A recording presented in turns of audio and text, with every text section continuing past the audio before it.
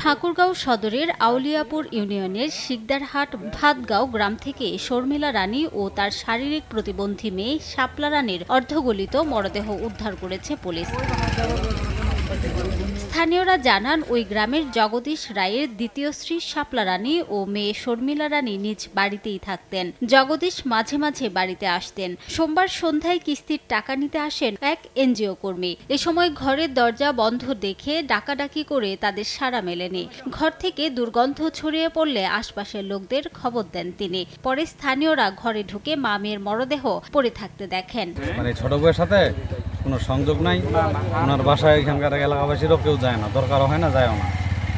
এরপরে ওখানে যে কবে যে মারা গেছে, পুলিশ আসছে, পুলিশ আসার পরে তাদের লাশ উদ্ধার করতেছে। বৈদ্যুতিক শর্ট সার্কিটে মৃত্যু হতে পারে বলে ধারণা করছে পুলিশ। যে কাঠের দরজার সাথে তারের ছোট ছোট গুণা তারের বেড়া দেওয়া আছে এবং সেখানে ভিতর থেকেই যেভাবে হোক একটা কারেন্টের সংযোগ দেওয়া আছে। আমাদের কাছে মনে হচ্ছে যে ওই বিদ্যুতের শর্ট সার্কিটের কারণেই তাদের মৃত্যু হয়েছে।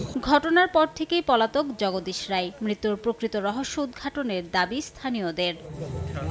সময় সংবাদ, ঠাকুরগাঁও।